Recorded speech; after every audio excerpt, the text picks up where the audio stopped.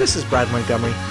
Welcome to the Successful, Interesting, and Awesome podcast, where I interview people who are, wait for it, successful, interesting, and awesome. Or at least one of those three. Well, hey everybody. I've got a lucky job. I'm a keynote speaker, and that means as part of my job, I'm sort of lucky because I meet and hang out with and work with and network with other keynote speakers. And in theory, keynote speakers are interesting people who teach interesting things to interesting audiences. In theory, it's not always that way. But man, I just have been thinking recently, like, wow, I can't believe I'm been able to work my network and bring in these people that just are total rock stars and teach amazing things and then introduce them to you. And today's guest is no different. Her name is Sylvie di Giusto, and I'm telling you, if you look in your dictionary under like high achieving rock star person, Sylvie's name is going to be right there. She's just, once you meet her and once you study her, and to get ready for the podcast, I've been stalking her a little bit on the internet, and man, she has just done it all. She's kind of one of those people, like if you want it done, maybe you should ask Sylvie because she's amazing. Well, lucky me too, because I've been able to, really in the past few years, to sort of start to meet Sylvie better and become better friends. And so I was really glad for this podcast because in many ways it was sort of an excuse to hang out with her and get to know her better. You are going to be as impressed with her as I am. You are about to be enamored with her as I am. And you're going to realize this is a very cool, very fun person as I know her to be. So the interview was fun. Sylvie, I'm really grateful for you for joining us. Everybody put your seatbelts on. Let's do this. Well, let me look at you. You are looking good, my friends. Have you been washing your hands still? You know you have. Do you remember when COVID was over? Oh, the good old days. That was so great. And apparently it's not over anymore. How you doing, really? It's been weird, hasn't it? We still have uncertainty. We still have to deal with things that we didn't know we had to deal with this long. Are you looking at booster shots like I am? Is your job affected like mine is? Well, it's time to take a vacation to that, and let's talk about making ourselves better. I can't wait for you to meet this guest, and I'm going to tell you one of the million things about this guest that you will not find on her website. When you are a very, very lucky person, you get invited to a party she handles, and she invites people that don't know each other that well, because she feels like she wants them to know each other better, and she's kind of creating this magical experience. And I got invited to that party, and it was so fun. And you know you're around someone very special when you look around the room and realize, oh, these people are rock stars. And it was very flattering to be part of it. But let me tell you who we got. We've got a rock star. I don't know how many businesses she's run successfully, but lots. She's a consultant. She's a thought leader. She's a trainer. She's a professional keynote speaker. She's a rock star. She speaks at least 4 languages. I think it's more. Sylvie di Giusto. Sylvie! I'm so excited to be with you, not just in that room with that very special party, with those very special human beings, now even here online in the virtual world. I always like to surround myself with great people. You are one of the greatest ones, so thank you very much for having me. Well, I just felt I felt honored to be part of it. There are so many things I want to talk about, but let's talk about that party. I love that idea, and I don't mind telling you I want to steal it. What's the deal on that? You just sat down and said, and I'm going to think about this and then really consider a guest list. How'd that get going, and what was the deal? Well, I'm not as humble as you are. I just stole the idea from somebody else. Or let me say it's a long tradition, and I think the original person who actually started it was our common friend Laurie Guest. Oh, yeah. The first one who organized something similar, and then somehow our other common friend Sarah Michelle got involved, and then somehow I got involved with Sarah Michelle, so it's not just me. It is a long history with Laurie, and Sarah is involved, but I just love the idea of picking 10 random, not so random people, knowing that they all, first of all, share and have in common that they are good human beings, but that they have very different topics they could discuss and connect about. And so every year we are doing this while our annual convention for us professional speakers at the National Speakers Association. It is such a pleasure to sit in that room and observe those seeds that we were allowed to plant, knowing that when people leave that room, they're going to stay connected. Aw, well, when I was once you said yes to the interview, and I started stalking you on the internet to know more about your business, and there's a lot to stalk, my friend. Ooh, The yeah, makes you I didn't know nervous. about rehab. Let me just say that. Well, I'm a mom of two. At one point, you need rehab. You're one of these just super accomplished people that honestly you're kind of intimidating. Just it seems like your Midas and what you touch seems to go well. But what I was really struck with you is not that you have this extremely loyal set of friends. They are not just friends. They are like, I'll take a bullet for Sylvie. Oh, And I think that says a lot about people, don't you? oh, thank you very much for that compliment. But, I think that might come because I would first take a bullet for them. And even if I'm a keynote speaker, and usually I'm on center stage and in the spotlight, one of my biggest desires and happiest place is actually turning the spotlight away from me and putting it on Mm. others. And I was just lucky that in our circle, in our speaking circle, I had that opportunity several times as I volunteered to be the co-host of Winter Conference 2018 for NSA, or influenced last year. I have served as the president for the New York City chapter. And all those volunteer roles taught me a lot of lessons about, especially about leadership, but also about my joy of actually not being in the spotlight, but turning it to others and creating an environment for them where they can shine. See, even that makes me hate you just a little bit. Because, Oh, and, and let me explain. Like, you know, I just said you're super accomplished, and you're like, yeah, but even when I'm not doing the thing that I am known for, where I earn my dollars, I'm amazing in a different way. And you say it in the most humble fashion ever. That just makes me go like, you are a rock star.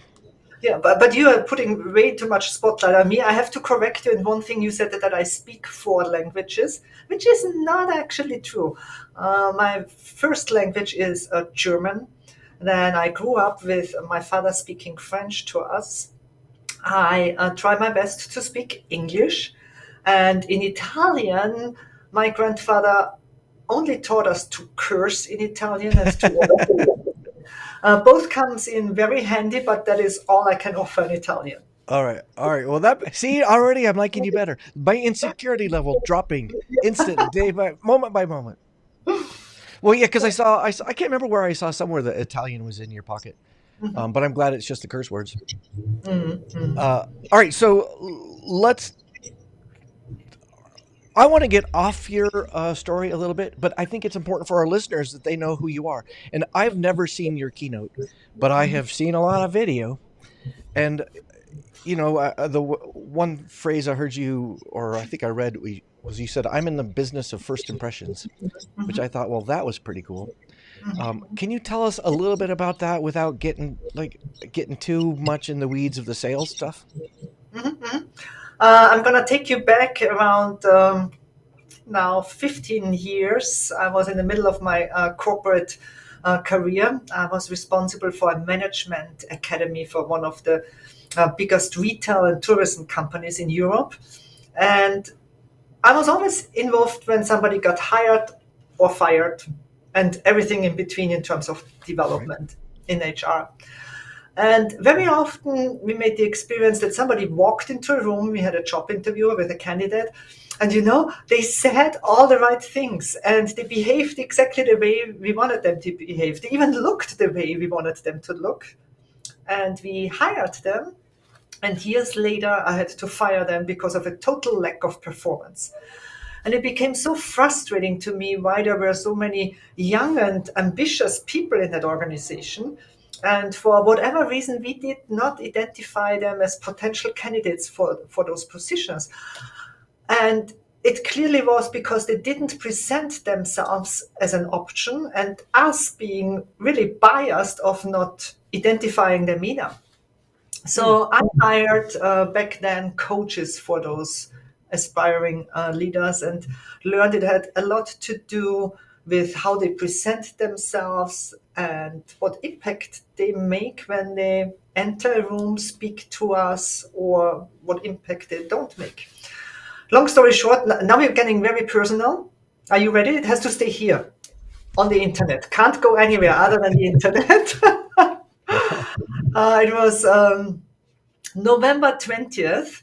I was highly, highly, highly, highly pregnant. Ended up in a hospital in Germany delivering my little baby girl. In the meantime, a 13-year-old lady.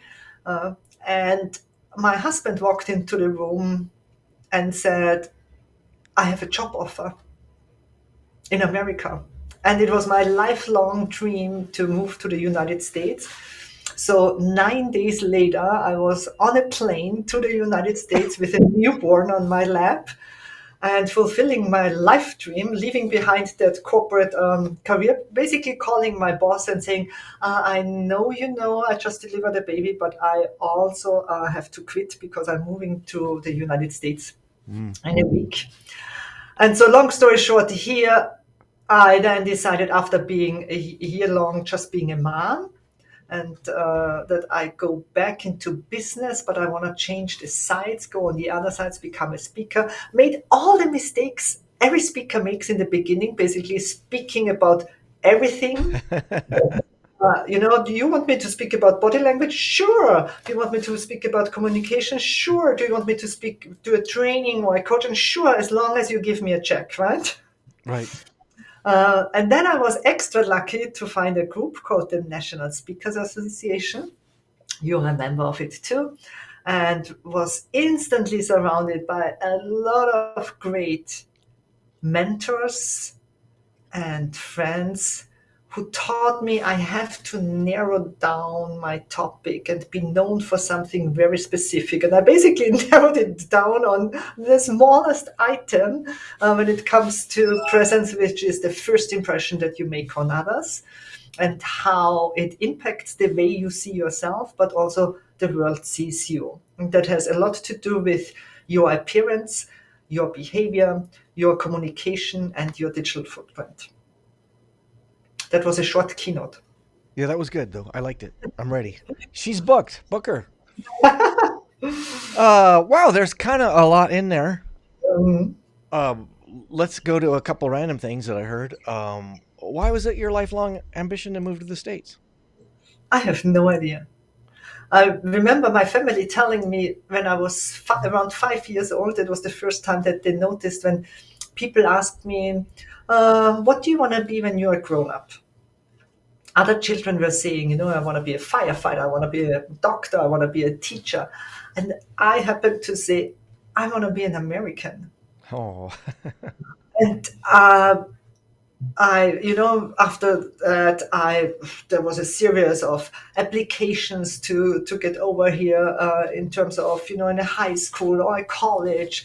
I applied for jobs. I applied for visa. I applied for green card. I applied for so many things. I basically dated every single American who ever crossed Europe just to come here, but nothing worked out until November 20th. Nowadays, I think that I know why I wanted to live here and why it's the first time that I feel home, because I like big thoughts, big ideas, the freedom of doing anything you want and envision you could possibly do without being restricted by too many rules, regulations, a pessimistic mindset. I just love being here in that very diverse world in terms of human Right. beings, but also diverse in terms of landscape, diverse in terms of businesses, diverse in terms of Mask lifestyle. mask requirements. Yeah, yeah, yes, that's, that too, that too. Well, and what your husband is Austrian also, or what? He's German, German. German mathematician engineer. Oh, he is one rigid dude. Yeah. He is very punctual. Yes, exactly, exactly. Well, how'd that work? So, are you a citizen of American citizen right now? Not yet, not yet. Well, I see it on your face. That's something you want. Yes, yes, yes. That's What's the? something in process. All right. This is.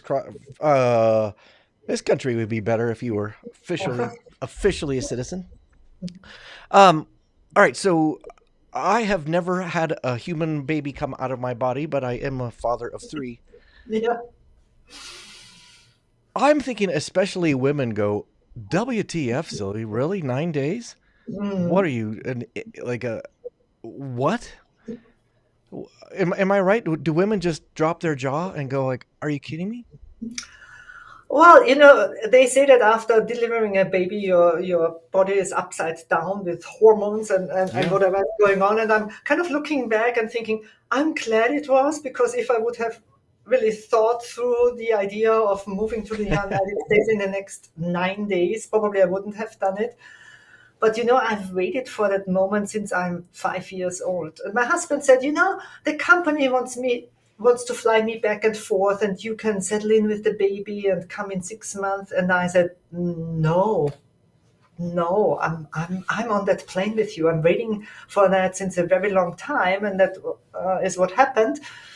And it taught me a lot of lessons, in particularly, for example, the things that you don't need, that you think you need, right? It was kind of panic getting home with the baby. We bought so many things for the baby, and we had so many things in Right. our apartment.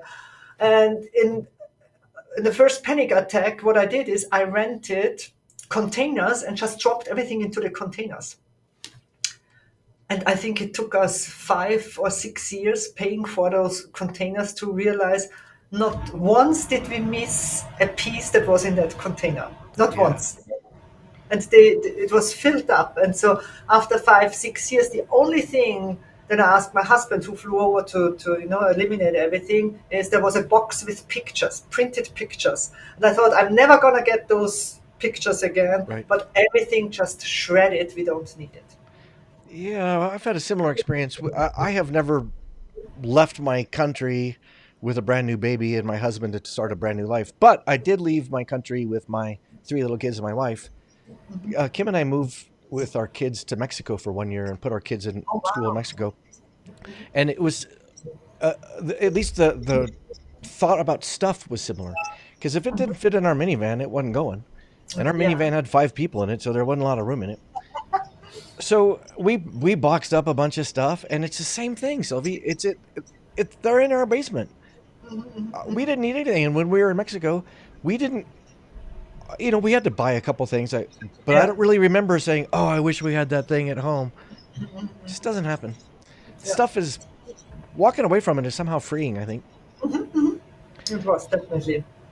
All right, so your business of first impressions, you were working with people that were good at it, who good at first impressions but sucked in life. And if I read it, maybe I wasn't listening, but you had people who sucked at first impressions but were great in life. Life, yeah. And so you ended up saying, "Oh, let's focus on that second group and bring them up with the first impression part." Did I? Am I close? No, no, because nobody sucks at a first impression. But what people don't know or don't realize is that they can control their first impression Mm-hmm. and imprint a message into someone's subconscious mind, and then bias is working for your advantage. For most people, I walk audience members through an exercise where they have to define with one word what they actually want to imprint on others, which is a very tough exercise. is just one word that has to describe you as a human being.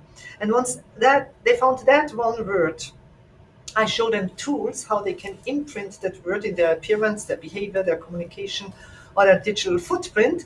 Because then, for example, confirmation bias is working for you. Confirmation bias is a process in our brain that wants people to be right. Our brains just want to be right. They're looking for proof and they ignore everything that goes Yeah. against their initial opinion. So if you want to imprint on somebody that you are successful, that looks very different and feels different from somebody who wants to imprint that he or she is very kind and caring, right? So we adjust the first impression based on what the person wants it to be, and let bias, which bias can do horrible things, as we know, but bias can also do great things if you control that initial imprint. All right. Well, so let me ask. You're asking your audiences to come up with one word that they want to portray in that first impression. What's your word for you? My word changes. My word changes. But I most often use the word spectacular. I like that. You And what know? does that mean to you? Well, that means to not only to stand out, because that it easy is easy. It's easy to stand out, but to stand out with a high level of excellence and creativity. Did you say creativity? Yes. All right. So this leads me into there's something I wanted. I've been preparing for this podcast just by thinking about you, and one thing I wanted to ask you about before I started reading all of your material was your clothes. Because whenever I've seen you, Sylvie, you have the coolest clothes, and you have I hope clothes they that are spectacular. I hope they are spectacular. these are not the clothes. I've never seen you in something I think you can find at Kohl's or a Steinmart. I don't think they sell the clothes you wear at Target. So, what? How did you get into that? Because I see how, of course, that is related to you are in the business of first impressions, and part of that might be that it's your brand where you feel like now I have to dress well because I'm in first impression business. But I kind of sense you really like fashion because my gut tells me you're really good at it. Where did the fashion come into you for you? Because you're really good at it. Thank you very much. Thank you very much. So, first of all, I only try to talk my walk, right? And I realize that it's important for me as a business owner to represent my business and the purpose of my business in the best possible way. The difference between you and I, or everybody else, is I always say to people, if you wear something that makes people talk about what you wear, you have done something wrong. You want to dress in a way that you are known for your knowledge, your experience, the added value that you bring to the table. You don't want to distract them, good or bad, with something you're wearing. That rule is not true for me. What are you getting now? Just, Yes, I I, thought so. you Of said, course it is, yeah. is this too much? So if I wear a Groucho mouth, It's quite subtle. It's quite subtle. I think it's okay. that was too much. Okay, so they shouldn't talk about what I'm wearing. That was too. Okay, good. I'm Yeah. taking notes. But obviously, since it's my business, this rule is not true for me. Second, I obviously love doing it. It's not that I torture myself by always dressing apart and standing out with my appearance. Right. And third, I lived in New York City for 10 years, where you can't be closer to fashion than anywhere else. Right. Right? And I had the honor to meet several designers. I worked with Manolo Blahnik, I worked with Oscar de la Renta. I had contacts to Diane von Fürstenberg. So it was a scene, and I also taught a few semesters as a co-professor at the Fashion Institute for Technology. So there is a history in New York that helped me explore places that go beyond calls, which is a Right. great place to shop, to find the more unique pieces. Yeah, because that's what I wanted to get into. Is what you said. My spidey sense says you dig it. Like this is catnip. Yeah. I like to hunt, and I like to hunt the special pieces where I know, here you go. If I walk into a room with this, people will think, oh my God, that's spectacular. But also they're going to notice your clothes breaking your rule, right? Yeah, but it's, I'm in the business of first impression, so I better make an outstanding one. If I walk in there with something average or even below average, I'm not sure if I could create the same effect and awareness of how much it matters. Because when people look at clothes and think about my work, there is a tendency to think, it's just superficial, right? Everybody should just dress however they want. And yeah, that is true. You can do that. Or you can dress in the best version of yourself, realizing and accepting that humans are visual creatures. 90% of information in our brain gets transmitted in a visual way. Mm-hmm. That's just how we are wired, right? Our brain is lazy and takes a shortcut through the eyes. So yeah, you have an opportunity to behave great, to speak great, to present yourself in the best possible way, also with your actions, of course, with your attitude. There are many tools that you can use, but the first one will always be your appearance. People Right. look at you, period. Well, let's stay on this because I got a couple questions. What does dressing down look like for you? So when you go to the grocery store, are you wearing some gym shorts and a t-shirt, or are you wearing like designer duds? I've basically dressed down for you today here. I mean, dressing down always looks like a version of myself, right? My casual very much looks different from somebody else's casual because that's just me. Wait, hold If on. you are, If you're listening to this, Sylvie is in this ridiculously cool shirt, ridiculously bright. What color is that? Pink? It's not pink. It's better than it's pink. fuchsia. Fuchsia, right? Yeah. And it's cut perfectly. It looks like it was made for you. This is not dressing down.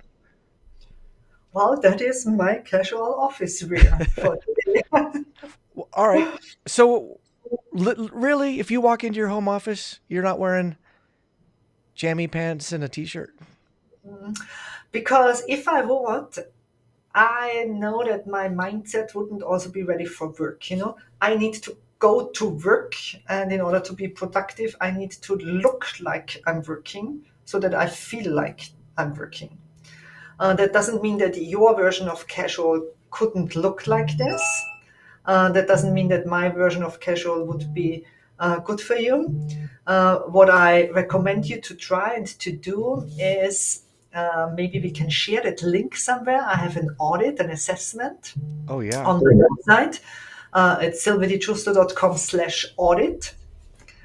And when you go through that audit, you will find out what perception persona you have. And that perception persona will explain to you why you make certain choices also in your wardrobe to be perceived in a specific way. That's all or let me All right. say, go through the 5-minute assessment and you're going to find out what people think of you when they think of you and what the imprint is that you make and why you make specific choices in your casual wear or in your professional wear. I wonder how many of us are listening to this thinking, I can't handle the truth. I do You know, not there want to know what people really think of me because I don't think it's going to be awesome. there is always positives and negatives. Or even not negatives. There is always things that make you stand out and present you very well, no matter in which category you are. And then there are all challenges, right? I tell you my challenge. Good. Um, I'm in a persona called the Cosmopolitan, who dresses always very sharp, very straightforward, not a lot of details, no patterns, no pastel, more on the colder kind of side of the color palette. Um, if you are a gentleman and you like Hugo Boss, then you are in this group, right? And if you go into a Hugo Boss store, everything is gray and black and white and high contrast. It's a very European inspired style.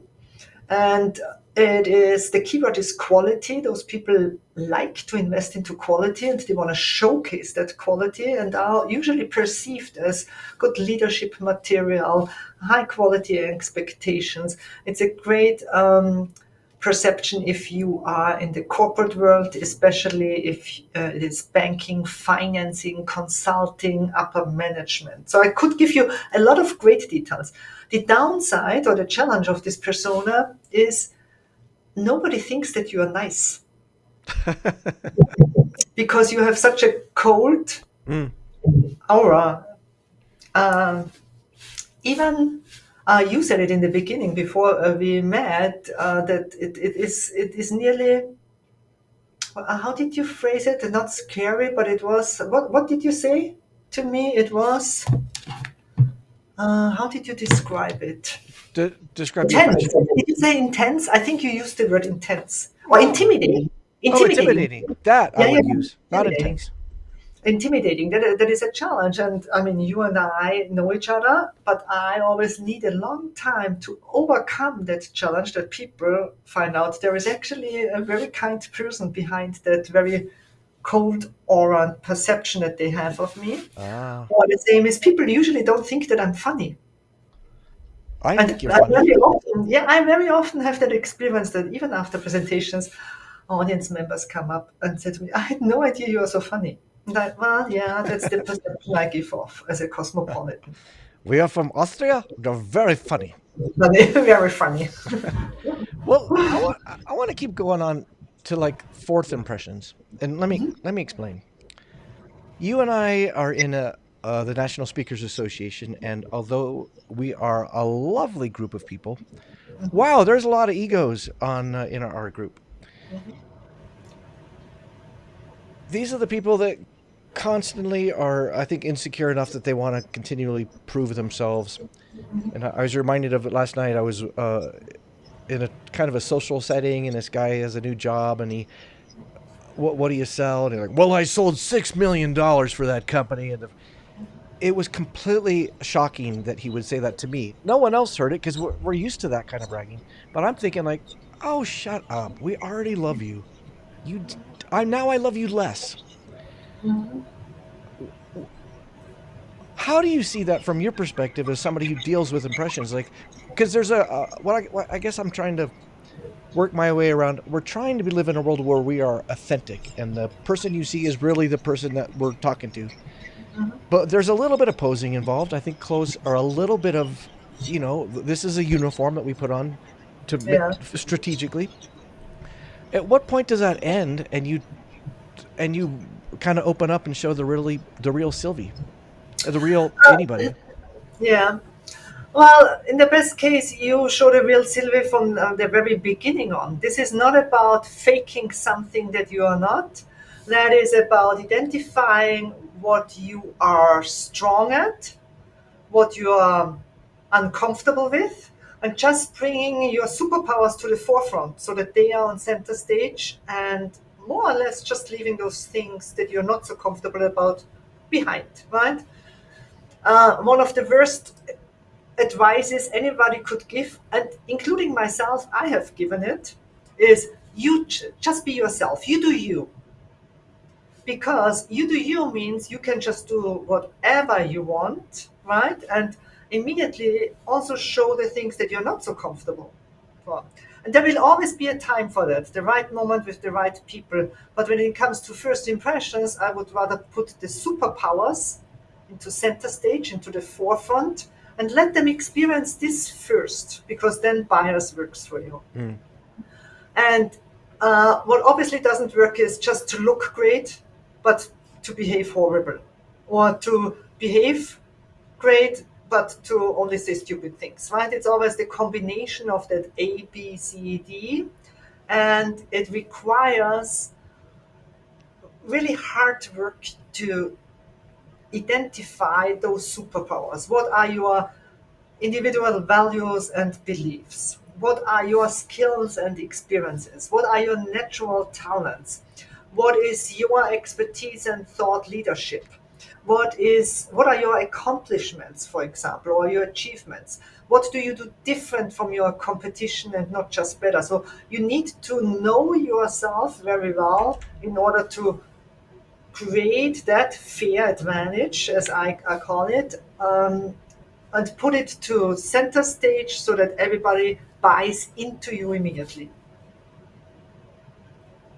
From your perspective, as somebody who thinks about this as your job, how do you approach those people who are, even though you've known them for days or weeks or years, they're still proving and bragging and name dropping and etc. Because they're very keenly aware of their impression. They're trying to make one for you. What goes on in your mind when you deal with that? Well, first of all, always take things with is it called a grain of salt? Is that how Americans call it? Very. I think that's it. Give her citizenship now. Boom. Yeah, I think that's how you call it. And second, the risk here is that it influences your confidence, right, about yourself. Those people do not just brag towards your way. Hmm. What they don't realize is how it impacts us feeling about ourselves. And confidence is your best designer, right? If you don't know exactly who you are and what you stand for, yeah, then conversations like that make you uncomfortable. If you on the other side exactly know what you stand for and what you have to offer and what your superpowers are, then you will receive that message very differently and react very differently on that. Right. Well, I feel like as I age, those people have eliminated themselves.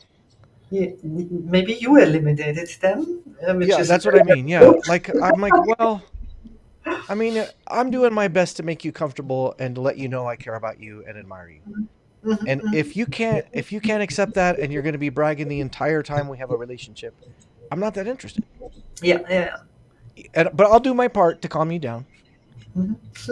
But at some point, I'm like, okay, I'm done with you.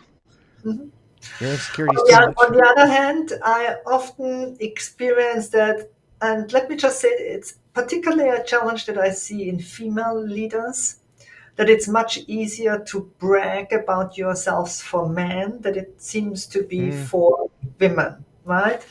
And so there is also the other side that we have a tendency not to tell people what we are good at and just assume that they take the time to identify our superpowers. And that's not how it works. And bragging becomes comfortable once you realize what are your superpowers, because then you just deliver facts and figures about yourself. But rarely do we take the time to sit down and really identify those superpowers, right? If I would ask you now, what are your three core values? what are my three qualities Core values, or core values? your non-negotiables, the things that are important for you and your work. Or what is your unique skill as a keynote speaker that only you have and nobody else has within our industry? Or what do you do different than your competitor and not just better? Or what is your natural talent you are born with? What is in your DNA? Those are all questions that we somehow heard somewhere. But do we ever really sit down and take the time and identify them and manifest them and then walk in front of somebody who says, "Oh, I just made $6 million overnight in my sleep," without having a response on what Right. you are great at? Yeah, it's so interesting to me. Part that silence is me thinking. There's so many things I want to ask you, and I'm trying to decide if we take that detour or I try to get back to my notes. Good. I think in our business, Sylvie, and I'm a I started out in comedy, so I watch a lot of comedy, and so the trend in comedy and in speaking is authenticity. So that, like for example, comics used to be Bob Hope, where they would tell a joke. Well, I just got back from Missouri, and you didn't know anything about Bob Hope at the end of that joke. Where now comics are much more. They're talking about their struggles with addiction and manias and whatever. Um, that, sometimes massive amounts of authenticity. And I see in our speaking world too that, at least for the speakers that draw me to them, I feel like I know them better if I've sat in their audience for 30 years, 90 minutes. Do you see that in conflict with the leaving impressions? I feel like we've already talked about it a little bit, but I'm not quite there with you yet. Yeah, yeah. If we talk about authenticity, very often it's, I think, mistaken that you can just do whatever you want and be whoever you want, and ignore the environment around you. But I don't believe that this is the way it works, because again, then you are also showing the things immediately that you are not comfortable about. And I'm not saying that you cannot show them at one point. It's just not always good to put it immediately out, right? There is always a right moment and the right time and the right people and the right occasion to share those things. And second, the environment plays a role. I mean, I like nice and shiny things, and they are expensive usually. Somebody needs to pay my check.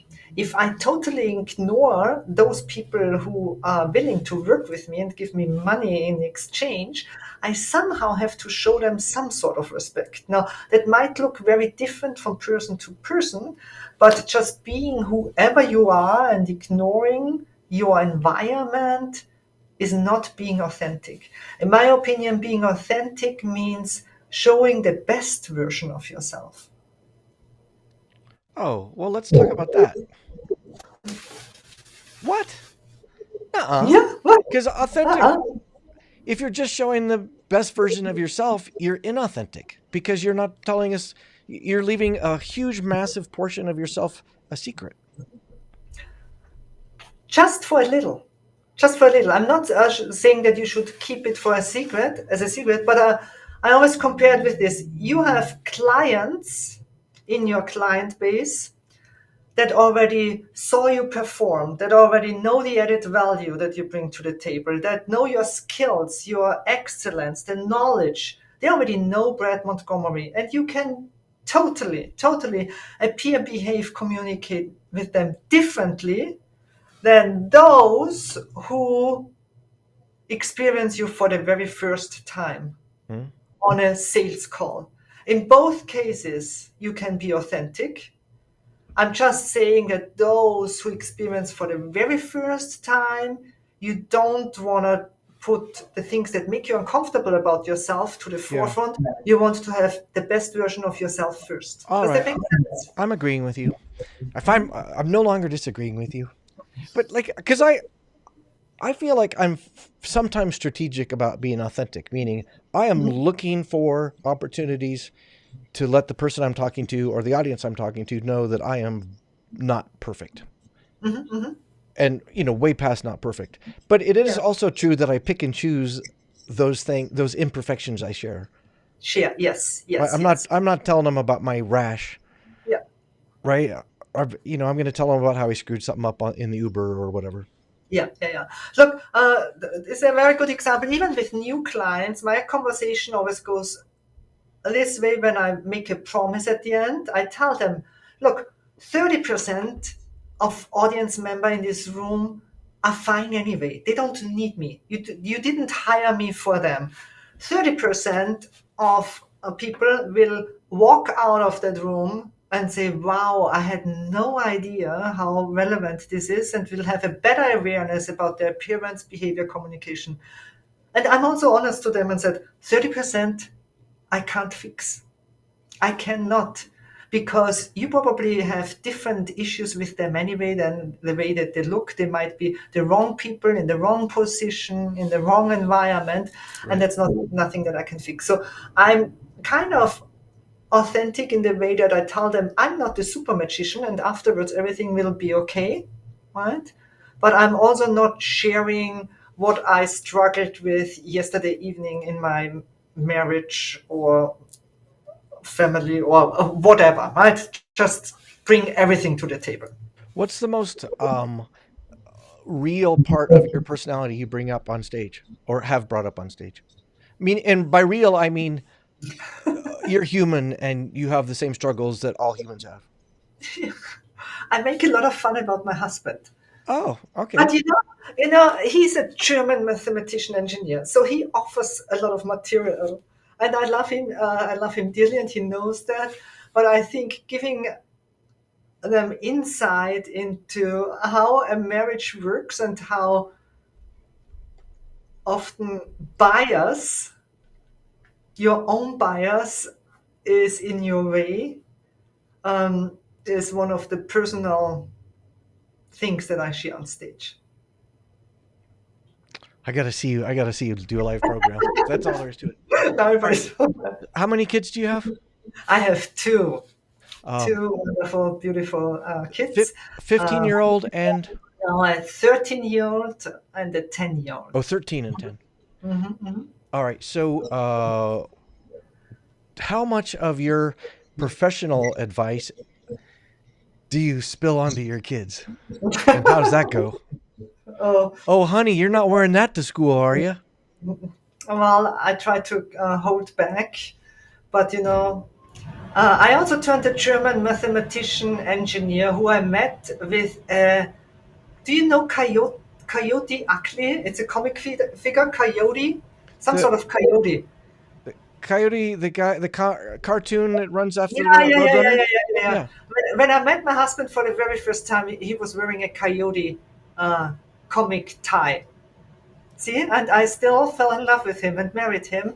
So I'm trying to hold back on my advice at home. I'm going through the very painful realization that actually last week I asked my daughter, since I have a keynote in New York City and we lived in New York City for a very long time, I said, why don't you come with me and you can see me speak? And 13-year-old daughter, totally bored, turns over and says, why should I? That's boring. And I was kind of a little bit disappointed. And she said, your things don't even apply to me. Oh. So yeah, Well, not very successful in but that that part. begs the question: have your kids seen you speak professionally? She always says, well, I have seen so many videos of you. I don't have to see you live. Ouch. How's that feel? Oh, it was an ouchie. It was an Yeah. ouchie. But as a 13-year-old, you have so many things going on in your life that probably your mother keynoting in New York in front of a big audience is not on top of your priority or Right. wish list. Yeah, but my kids are a little bit older, and I can tell your future. There will be a moment where they see you and they go, "Holy crap! Yeah, I I didn't. hope, Oh my gosh, I didn't know." I hope so. Or they just whatever, move out of the home and get on drugs and never see him again. That'll never happen. I'm joking. It will never happen. It will never happen. They will live with me forever. All right, so I love speaking of authenticity, I love stories where we get to talk about how things don't go well. Just before we started recording, you told me a little bit about a virtual presentation that had a goof. Will you tell that story? Because that's a really good one. But it has to stay here in the internet. Right? It Yeah, can't yeah. go. No one's listening. Well, the conversation we had is about technology, right? And how we all do so many things in order to prepare technology so that it works perfectly. And then, I mean, how often did we have a sound check on stages and everything was fine? And then 20 minutes later, we walk on stage and something isn't working. Yeah. The And I'm answer pretty is sure that most of the time. most of the time, I'm pretty sure that many of your guests have had Zoom meetings where they were totally prepared. Sure. Like I was totally prepared for that keynote that I mentioned in my home. It was also the moment that I decided to move out of my home with my work. I'm renting an office here where I'm right now. It was a keynote that I gave for one of my lovely clients. And I was so prepared. The kids were gone. The dog was locked into a room and fed and walked. And I had a sign outside for the UPS driver not to ring the doorbell. And I felt so good. And everything went well until around the keynote was around 45 minutes, no, 50 minutes. It was 50 minutes. And around 40 minutes into the keynote, I forgot to reschedule my Roomba, one of those vacuum cleaners that start. And I have scheduled it every single day at 4 p.m. because then I'm usually gone picking up my kids at school. And so 10 minutes before the keynote was about to end, I heard it starting, right? And then vroom, vroom, vroom, it's loud, it becomes distracting. I got nervous, it comes closer and closer and closer. And I was presenting in front of a green screen setup, which in my home is a blue screen, but the same concept. And of course, at one point, just before the closing, that Roomba grabbed a piece of fabric from that blue screen, sucked it in. The blue screen fell on me from the back. The lights fell on me from the front. The camera fell to the side, and off I was. Well, And it was the moment that I realized I really need to rent an office where I can just walk in and serve my clients without any problems right here. But it also was, so many people ask for video proof of that, and I'm kind of, there will be a moment where I'm going to share this recording. of course you should. I want to see that. You can see it in my eyes. You couldn't hear the Roomba at the beginning, but you can see in my eyes when it started, so you can see the fear in my eyes. But the biggest learning probably was, guess what I did when it happened? That's what I want to know. What did you tell the audience? Well, now I have so many great lines, so many funny lines I could have said, right? And I just put everything up and pretended it didn't happen. I just moved on. And now I'm thinking, what was I thinking, right? Why didn't I say anything? But I was so shocked in that moment that all I did is pull the camera up, right? Flip the blue screen to the back, and I continued to present. And I'm kind of, what was I thinking? All right. Well, I have a dare and advice. Yeah. As a speaker buddy, I dare you in a safe audience where you feel like you're okay to show that clip, and then because you're Sylvie, you're going to find a way to say the learning point. The reason I showed you the clip is, but I think that audience will bond to you in a way that will blow you away. Mm-hmm. Plus, it'll be the funniest part of your keynote, no matter how good you are. That's suddenly the best part. Mm-hmm. I will. You're never doing that, are you? Maybe I will. Maybe I will. But what would you have said? You always have good lines. What would you have said? Our minds are funny, or funny is not the right. Our minds are mysterious, in that I think of myself as a funny person, but when I'm panicking, I'm not funny. But I have a decent story. I was at a speaker showcase, and for those of us who don't know what that is, that means typically it's a room full of buyers looking for speakers, and then they parade 10 or 20 speakers up on stage to do a brief sample of your speech, and the buyers pick whoever they want. So I was at a showcase, and of course for the speakers, there's a lot of pressure because it's expensive to be there, and you really want to get booked. And I was young, and I was with a really close friend of mine, Deborah Fine, who's a fantastic speaker. Yes. And during her very short, you only have like 15 minutes, which if you're a speaker feels very short. And she had one of those frogs in your throat. Do you know that American phrase? Yeah. So it's just like, she just couldn't get it. And it was really distracting. And she looked to the audience and she said, "Oh, can you imagine? I only have 15 minutes with you and this is happening. Can you imagine?" Mm-hmm. Meaning, she didn't have a joke. She didn't have a funny line. She didn't have a brilliant piece of wisdom. Let me tell you what the point is that we're all taking away from. She just was super vulnerable and said, "This is not my first choice of how this went." And so that's a long answer to your question. I think if that happened to me, I would try to remember Deborah Fine and say, like, "Can you imagine? I'm talking to you about impressions, and a Roomba of all things is tipping over and it's chaos. Can you imagine?" That's what I would have done. Mm-hmm. I think they like us more. I don't. I'm just not good in those situations where I panic or I'm shocked. reminds me of another situation where I spoke for a very well-known IT company and had around 300 people in the audience. I would guess 95% of them male. And I have been wearing a wrap skirt. You know what a wrap skirt is? Yeah. So it doesn't have buttons. You wrap it around and make a bow. Uh-huh. And I had it was a digital whiteboard presentation. So next to the stage, I had a digital whiteboard and I was writing on the whiteboard. And my wrap got loose and my skirt fell on the floor. What? All right, and One of how'd my you handle that one? The same. I picked it up and I pretended it didn't happen. Nowadays, I have so many lines, so many lines. If it ever happens again, I'm ready. But it seems like I always have to go through those experiences at least once to be ready. Well, what cracks me up is I'm thinking back to you teasing your German engineer mathematician husband, but I think, my friend, there's a little bit of that in you. Yeah, maybe I should make more fun about myself on stage.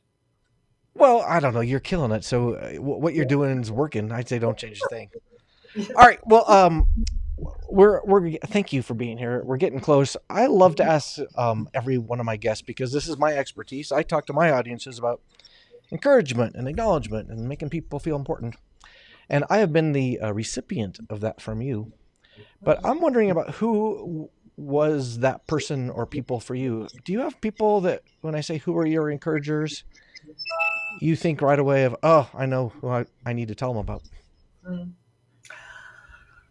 Well, I'm not gonna tell you about my family, my brother, in particular, my former boss who mentored me, or all the people that I'm lucky to be surrounded right now. I'm gonna tell you, because you like good stories. I'm gonna tell you a lovely story where I know you're gonna enjoy it, because it shows how small the world is and how connected we all are. When I was on that plane with my 9-day-old newborn, it was a red eye from Düsseldorf to Newark. Oh my gosh. I was so excited because it was the first time in my life that I could watch TV, American TV. So everybody was sleeping and I was, on that screen searching for not just a movie, I wanted to watch TV. And so at one point I came to Bloomberg TV. That sounded important, relevant. And then there was this show. And the show was a business show, and it was about a guy walking into the C-suite offices of American big companies. They called him the cowboy of the C-suite, and interviewing C-suite leaders. And I thought, that's weird, but that's so American, right? Seems like Americans do that the way, right? They wear cowboy hat and cowboy boots and jeans, and they curse and they look and behave like they would kill their own food with their very own hands. And this is how they walk into C-suite. So I watched every single episode throughout the night. I was so fascinated by that guy. And that guy was called Jeffrey Hazlett. Yeah. Who is a common friend of you and I, somebody we both know from the speaking circus.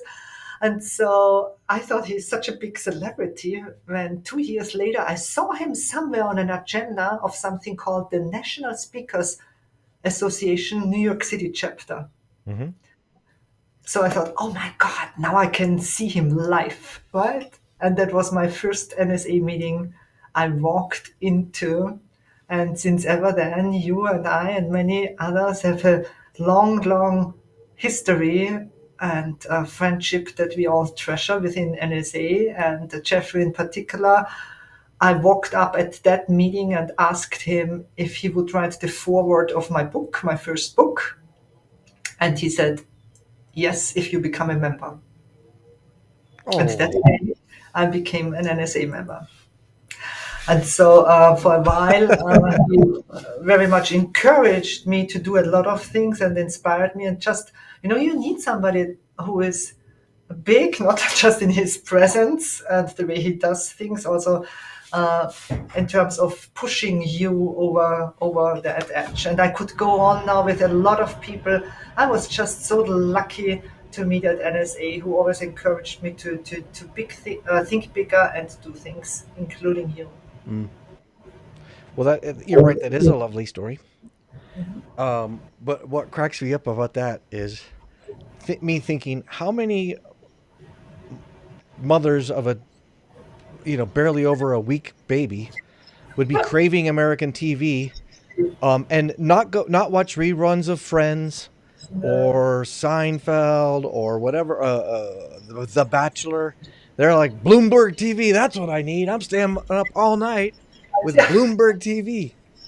I phrase it different when I see Jeff. I always say, "What do you think? How many people beside you and I saw all your episodes?" I think it's just you and I. That's probably true.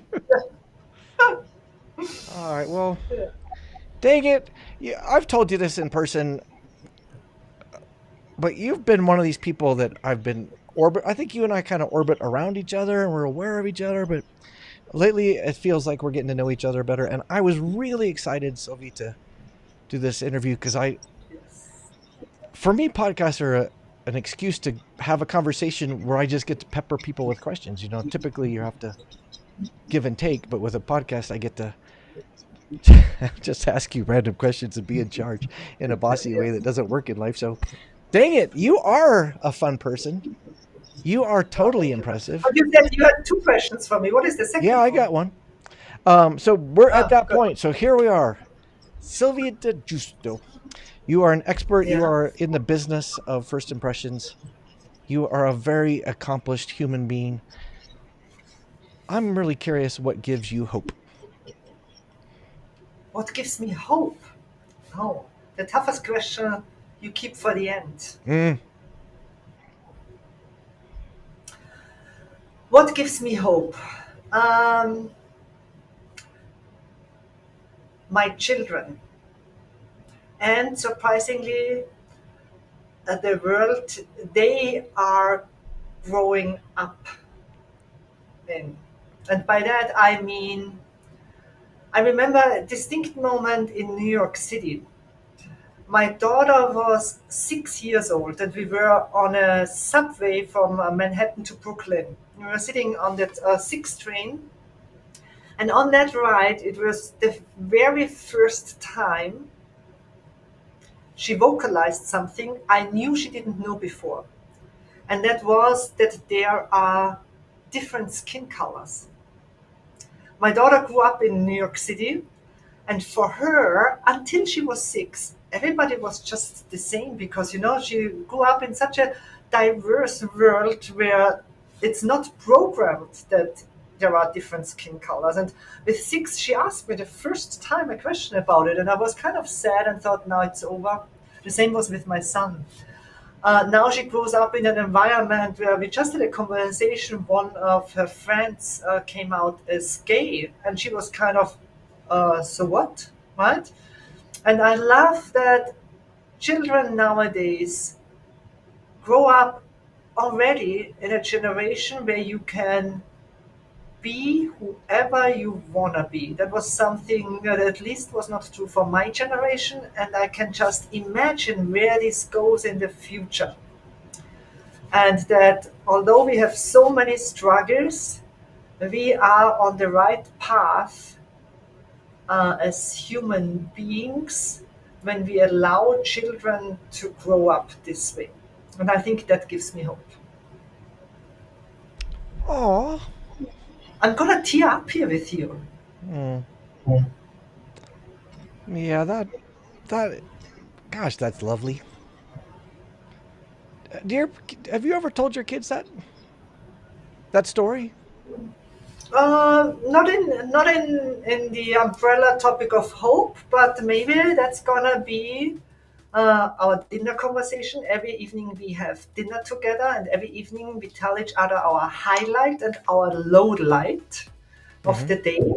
It's always interesting for me what they define to be a low light or what they define to be a highlight. Yeah, yeah. And, certainly, when we have dinner tonight, I'm going to say my highlight of the day was the conversation I had with my friend Brad Montgomery, who hopefully they're going to meet very soon. And when I'm there, I'm going to tell them what I shared with you about hope. I'd be so curious to see what they think, because they might, if they're like my kids, it might go right over their head and they're like, whatever, mom. But they might, I mean, that's very profound to say somebody randomly said, what gives you hope? And you say it's them. That's good dinner conversation and beyond. Yeah, let me know. All right, sylviedigiusto.com. How do you help people find that website? Because it's very hard to guess the spelling of your name. Well, I have forwarded all URLs with typos in it to my URL. So the chances are big that you end up, if you Google Sylvie and first impressions, or Sylvie and branding, or Sylvie and image consulting, or Sylvie and reputation management, or Sylvie related to any topics I speak about, then chances are high that I hopefully show up on Google. If not, then tell me, because then it's a new task that I have on my task list to work on.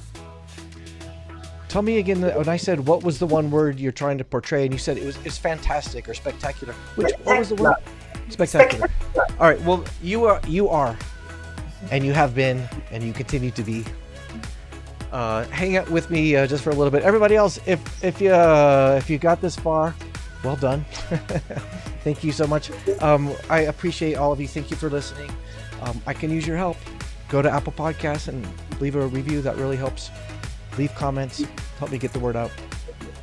Although I don't mind telling you, I like your emails too. Thank you for those. All right, Sylvie, hang out with me, everybody. Keep washing your hands. Get that second or third shot. Love you all.